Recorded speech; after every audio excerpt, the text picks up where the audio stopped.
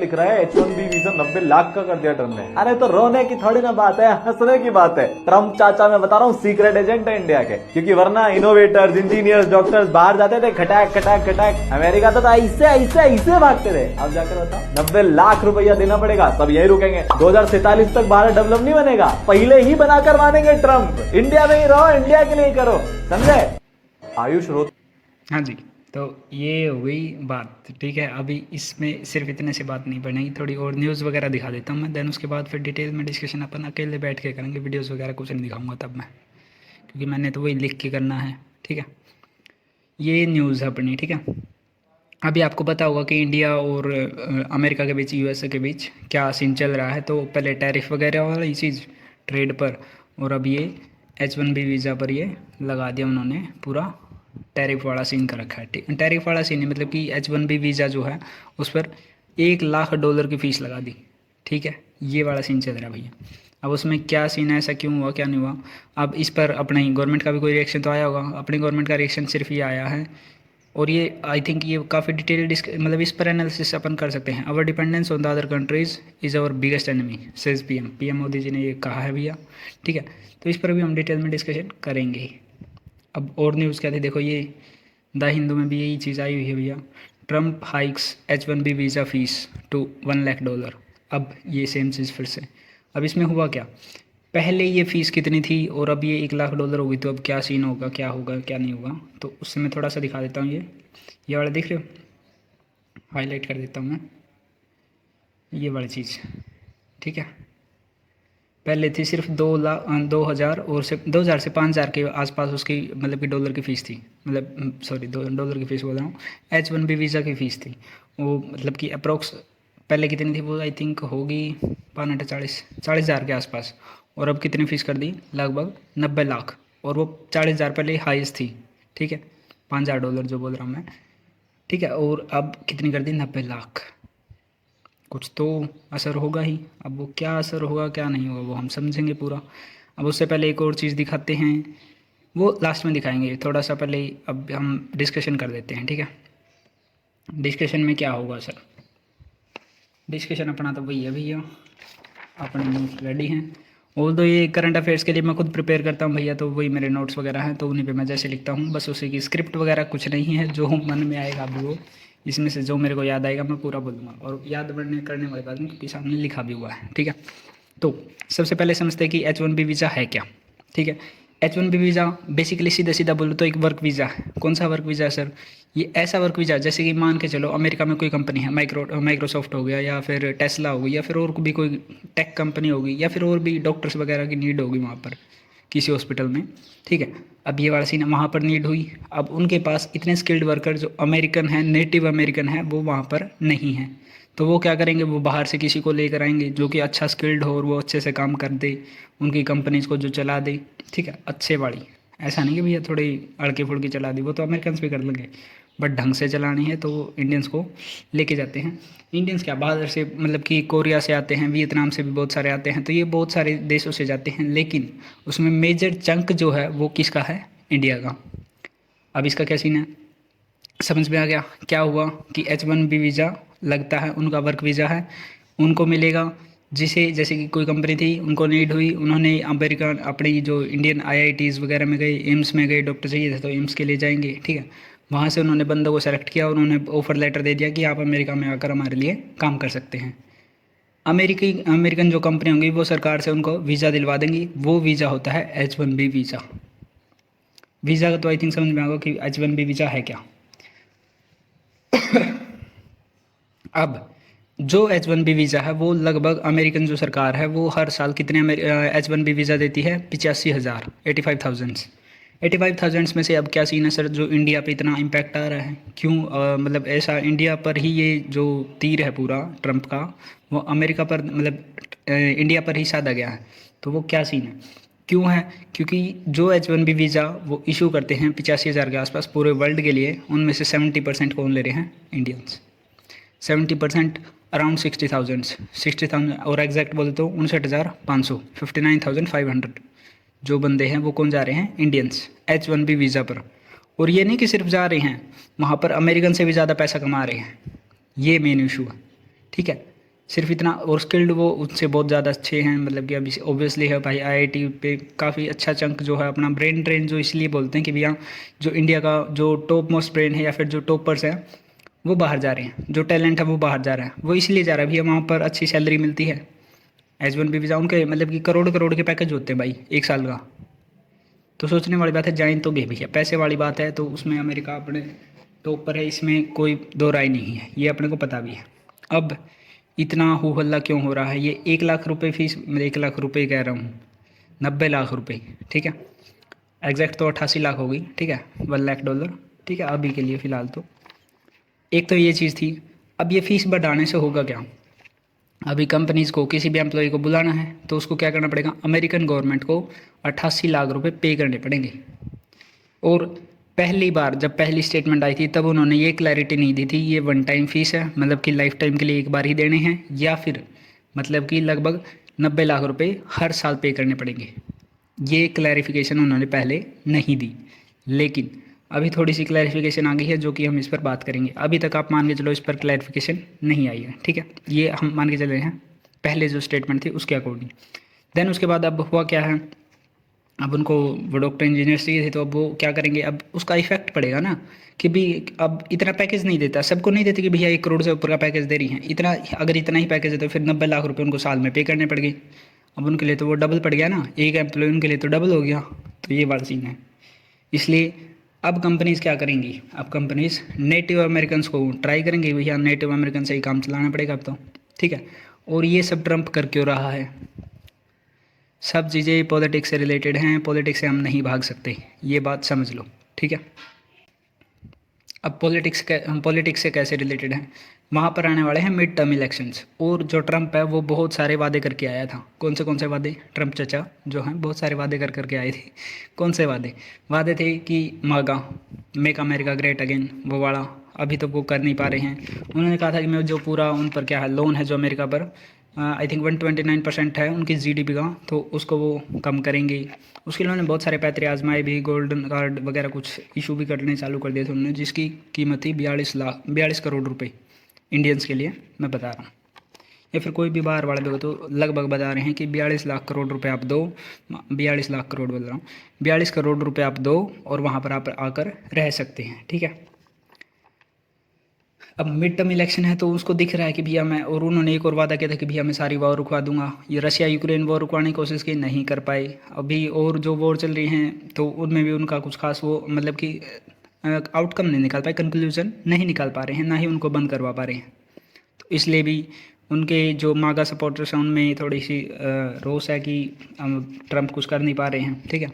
Then अब mid term election आ रहे हैं तो इसलिए वो क्या कर रहे हैं, उनको उसके सपोर्टर्स को, जब फिर जो भी ट्रम्प के सपोर्टर हैं, जो भी उनके वोटर्स हैं, उनको खुश करने के लिए क्या कर रहे हैं, उन्होंने ये भी वादा किया था कि नेटिव अमेरिकन को मैं जॉब दूंगा, और बहुत सारी जॉब दूंगा, और इमिग्रेंट्स जो हैं उनको सबको बाहर निकाल दूंगा।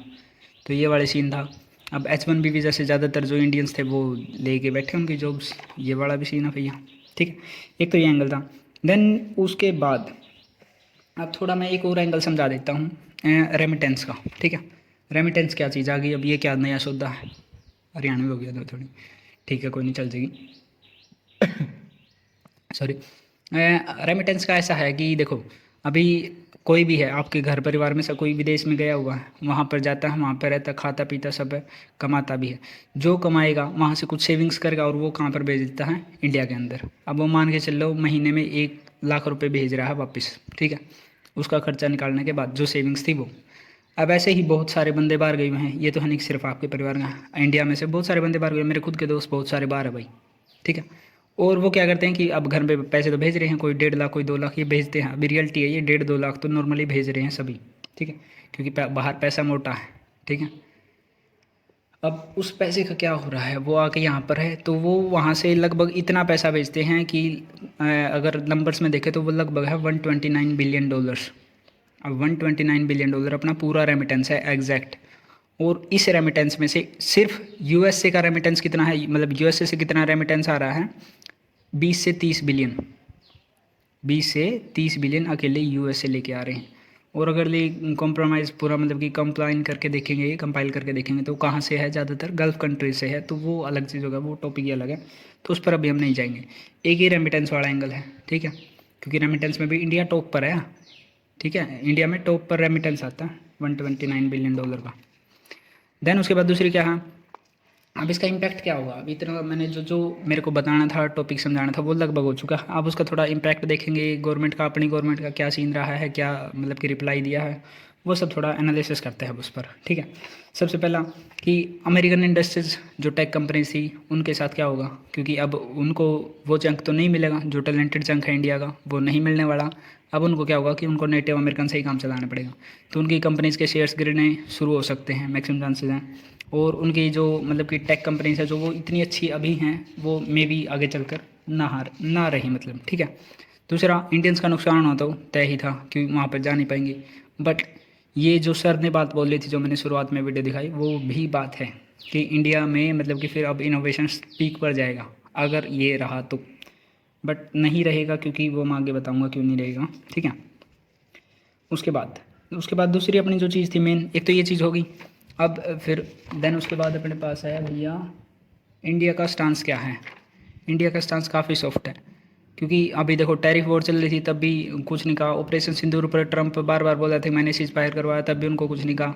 और टैरिफ भी उसके बाद लगाने चालू किए जब मोदी जी ने बोल दिया कि हमारे किसी भी थर्ड लीडर ने हमें सीज फायर करने के लिए नहीं बोला, ठीक है। तब बोला गया था, तब उसके बाद फिर टैरिफ वॉर शुरू हो गई, तो ये वाला सीन था। उसके बाद तक लेकर अब तक इंडियन गवर्नमेंट का स्टांस एकदम फीका स्टांस है भाई, सॉफ्ट स्टांस है। क्यों है, अब उसका थोड़ा सा एंगल समझा देता हूँ। मैक्सिमम चांसेस है कि इसी वजह से होगा। ये मेरा खुद का एनालिसिस है भाई, खुद का भी तो क्या है, मतलब कि बहुत सारे एनालिसिस दे रहे हैं, तो वो लगभग ये समझ में आने वाली भी बात है, ठीक है। क्या सीन है कि जो क्या बोलते हैं, अभी अपना डिफेंस डील्स है, अगर हम अमेरिका को बोल दें कि हम आपसे डिफेंस डील्स तोड़ रहे हैं, ठीक है, क्योंकि जवाब तो देना, कुछ तगड़ा जवाब देना पड़ेगा। मान के चलो हम अच्छी डिफेंस डील्स उनसे करते हैं, काफ़ी पैसा देते हैं उनको, तो वो वाली डिफेंस डील अगर हम तोड़ देंगे तो उससे क्या होगा कि फिर जो हमारा एक तेजस फाइटर प्लेन होता है, फाइटर जेट है इंडियन एयरफोर्स का, बिल्ड इन इंडिया है, ठीक है, नेट मतलब कि इंडिविजुअली इंडिया में बनाया गया है, लेकिन वो पूरा इंडिया का नहीं है। उसमें जो मेन चीज़ है इंजन, वो अमेरिका से लेते हैं। G4E इंजन है शायद, एग्जैक्टली मेरे को याद नहीं है, बट वो अमेरिकन कंपनी बनाती है और उन्हीं का इंजन है, ठीक है। अब वो क्या सीन है, अब अगर हम वहाँ पर उनकी डिफेंस डील कैंसिल करेंगे तो वो जो हमें इंजन देते हैं वो भी कैंसिल कर देंगे खुद से, जिससे हमारा जो तेजस फाइटर पायलट का जो सपना है खुद का, वो कम पड़ेगा, वो रुक जाएगा। 4.5 जनरेशन का तेजस फाइटर पायलट है, फाइटर जेट है, सॉरी, ठीक है।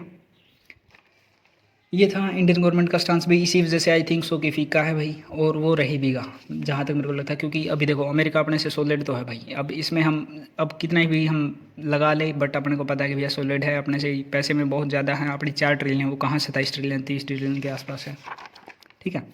देन उससे एक और चीज़, अब H1B वीज़ा तो ये तो फर्स्ट स्टेप था, अब एक और स्टेप आने वाला है। क्या स्टेप आने वाला है, हायर एक्ट, HIRE, हायर, मतलब कि किसी बंदे को हायर करने वाला, तो उसके लिए भी स्पेशली अमेरिका में एक्ट लाने वाले हैं वो। अब वो क्या होगा, उस पर कैसा क्या डिस्कशन होगा, वो कभी बाद में करेंगे अपन, ठीक है। अब इंडिया पर 2 ही इम्पैक्ट थे मेनली, एक तो रेमिटेंस कटेगा अगर ये लागू रहता है तो 90 लाख की फ़ीस पर ईयर, तो अपना रेमिटेंस कटेगा, सीधी सीधी बात है। देन दूसरा जो सर वाली बात है, इनोवेशंस अब इंडिया में बढ़ेंगे। टॉप इंजीनियर्स, डॉक्टर्स जो भी हैं अपने वर्कर्स वगैरह जो वहाँ जाते थे, अब उनको यहीं रहना पड़ेगा। दूसरी चीज़, अब लेकिन अब ये नहीं होने वाला। क्यों नहीं होने वाला सर, क्योंकि वहाँ पर जो अमेरिका की जो ट्रंप एडमिनिस्ट्रेशन थी, उन्होंने अब दोबारा अनाउंसमेंट कर दी। क्या कर दी कि ये 1 टाइम फीस है। क्या है, 1 टाइम फीस है, मतलब कि कंपनी को सिर्फ एक बार गवर्नमेंट को पे करना है, अमेरिकन गवर्नमेंट को, और वो बंदे को वहाँ पर ले जा सकते हैं, ठीक है। एक और एंगल हो सकता है कि वर्क फ्रॉम होम करेंगे, वो अलग ही चीज़ होगी, तो उस पर हम डिस्कशन नहीं करने। बट मैक्सिमम चांसेस है कि उन्होंने क्लैरिफिकेशन दिया कि भैया ये 1 टाइम फीस है। अब उन्होंने ये ऐसा क्यों कह दिया कि 1 टाइम फीस है, पहले तो बोल रहे थे कि पर ईयर देना पड़ेगा।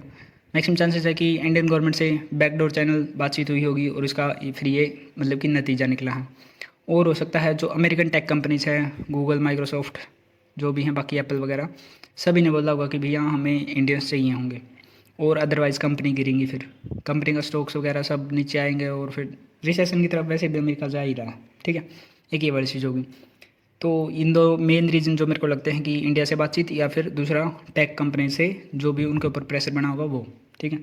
अब इसका, अब उन्होंने बोल तो दिया कि एक ही बार पे करनी है। अब इससे क्या इफेक्ट आ रहा है, इससे इफेक्ट आ रहा है अमेरिकन्स, जो मागा सपोर्टर्स हैं वो रेसिज्म इतना बढ़ रहा है इंडिया के खिलाफ नहीं, मतलब इंडियन लोगों के खिलाफ ऑब्वियसली।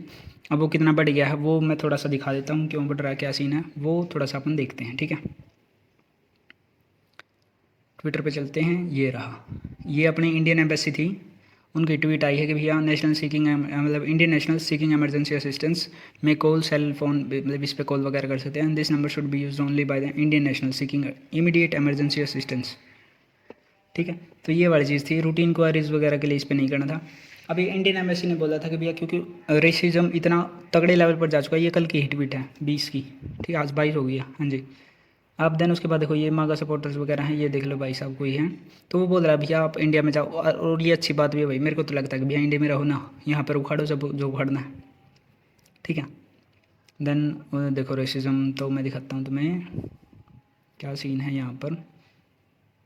हाँ, ये बोला एमरजेंसी किस चीज़ की, एमरजेंसी असिस्टेंस किस चीज़ के लिए ले रहे हो भाई तुम, ठीक है। क्योंकि भाई वहाँ पर अभी मैं मेरे गांव के आसपास का एक लड़का था, ठीक है, उसके साथ क्या हुआ, वहाँ पर उसने किसी अमेरिकन को बोल दिया कि साइडवेज, मतलब कि वो कोई फुटपाथ वगैरह पे जो अमेरिकन था वो पेशाब कर रहा था, और जो इंडियन लड़का था उसने बोल दिया कि ऐसा मत करो, और उसने सीधा क्या किया, गन कल्चर तो वहाँ पर है ही, और उस गन कल्चर की वजह से उस बंदे को उसने सीधा बंदूक निकाल ली और ढंढाई, और वो ठोक दिया और वो मर गया। और वो बंदा यहाँ से गया था, और दो वो भाई इलीगल इमिग्रेंट था, और वो 45 लाख रुपए के आसपास लगाकर डोंकी वे से गया था। तो मैं इसकी भी मतलब कि उसके शादी नहीं लेंगे भाई कि इलीगल इमिग्रेंट है, बट उसको मारना देखो ये तो सोल्यूशन नहीं था ऑब्वियसली, ठीक है। तो ये रेसिज्म अब ऑफलाइन बढ़ रहा है, ऑनलाइन सिर्फ ऑनलाइन रेसिज्म नहीं रहा, वो ऑफलाइन भी जा चुका भाई, ठीक है। अब उसका और थोड़ा सा रेसिज्म दिखा देता हूँ मैं। अब वो मेन रेसिज्म क्यों है, देखो मैं जो बोल रहा था कि इंडियन जो हैं बहुत ज़्यादा पैसा कमाते हैं, किससे, अमेरिकन से। ये देख लो भैया इंडियन अमेरिकन जो हैं वो लगभग 1,500,000 मतलब $1,500,000 के आसपास कमाते हैं, जो कि जो अमेरिकन है नॉर्मल अमेरिकन, कहाँ गया नॉर्मल अमेरिकन, ये रहा, कहाँ गए भैया, मतलब यहाँ पर नॉर्मल अमेरिकन दिखाने का, बट टॉप में इंडियन है, ठीक है। और टॉप में इंडियन है नहीं, सिर्फ इतना नहीं, वहाँ पर बंदे भी इंडियन ज़्यादा हैं कमाने वाले, तो ये वाला सीन है, इस वजह से भी रेसिज्म बढ़ रहा है। देन दूसरी चीज़ और थोड़ी सी बहुत देख सकते हैं, यहाँ पर बहुत सारे बंदे कि भैया तुम बाहर निकलो वगैरह वगैरह, my fellow Indians what do we do, ये सीन है। Oh this will be fun, एक बंदा था देखो ये पजीत वजीत, ये बाय जीत, ये वाला सीन चलता है, वो पजीत बोलते हैं, पजीत क्यों, वो नहीं होता कि भैया पंजाबी वगैरह में बहुत सारे बंदों का नाम लास्ट में जीत आता, अमरजीत, मनजीत वगैरह, तो इसलिए वो जीत कुछ है, मतलब कि जो वो एज ए स्लैंग यूज़ करते हैं, जो कि डिमीन करने के लिए इंडियंस को, ठीक है। ये रहा विष्णु शख्स, ये देख लो भाई, Pakistanis do your thing, Indians need to go home, India वगैरह वगैरह, भाई तुम काम कर लो ना फिर इतना। अब इंडियंस जो है इतना दम लगा के काम करते हैं, इतना मेहनत से काम करते हैं, उनके खिलाफ रेसिज्म करोगे तुम, टक्कर तो ले नहीं सकते। इसलिए अमेरिकन को ये मतलब कि जो गुस्सा है, या फिर जो वो चाहते हैं कि भैया इंडियन अमेरिकन चले जाएँ, मतलब जो इंडियन अमेरिकन है वो चले जाएँ वापस इंडिया, इसलिए चाहते हैं क्योंकि वो टक्कर ले नहीं सकते वापस से, इतनी मेहनत वो करेंगे नहीं, दूसरा पैसे ज़्यादा मांगेंगे, इंडियन अमेरिकन में काम कर रहे हैं, तो ये वाला सीन है, इसलिए इनकी फटी पड़ी है। अब इन्होंने ये डिसीजन तो ले लिया जो H1B वीज़ा की फ़ीस हाइक का, लेकिन अब वहाँ के जो इकोनॉमिस्ट हैं वो खुद ही इनको वार्न करने लगे हैं कि भैया इससे अपने को ज़्यादा नुकसान हो सकता है। ये देख लो हेडलाइन वगैरह, द गार्डियन में ये आया है, ठीक है। H1B visa fees could hurt the US growth, economist warns. और वहाँ पर मेनली देखो जो मेन वहाँ पे टेक कंपनी है, अमेजोन हो गया, जो भी बाकी की टेक कंपनीज होगी, गूगल, माइक्रोसॉफ्ट वगैरह, सब में इंडियन वर्कर्स भर गए हैं भैया, जो मतलब कि हाईएस्ट है जो फॉरेनर्स में, सबसे ज़्यादा कौन है, इंडियंस है। तो उसकी मेनली जो उनको इश्यू होगा वो ग्रोथ का उनकी पैम्पर होगी, मतलब हैम्पर होगी, सॉरी, ठीक है। और अभी इसके रिस्पॉन्स में इंडिया से भी कोई रिस्पॉन्स आया, और इंडिया से रिस्पॉन्स ही आया है मेरे, देखो जो पीयूष गोयल अपने हैं, मतलब मिनिस्टर, जो अपने कॉमर्स मिनिस्टर, तो उन्होंने कहा कि भैया अफ्रेड ऑफ आवर टैलेंट, मतलब कि जो अमेरिकन्स हैं वो afraid of our talent, Indian talent बोल रहे हैं वो, ठीक है। Afraid of our talent, minister Goyal after USB H1B visa shocker, sees bright sign for the Indian growth. और इसमें अच्छी बात भी इंडिया की तो ग्रोथ ही होगी बाद में, हाल शॉर्ट टर्म में अपने को घाटा होगा भाई, ये तो श्योर है। इंडियन कॉमर्स मिनिस्टर से वो देख लेना आप, तुम पढ़ देना, ठीक है। मेन काम था ये दिखा दिया।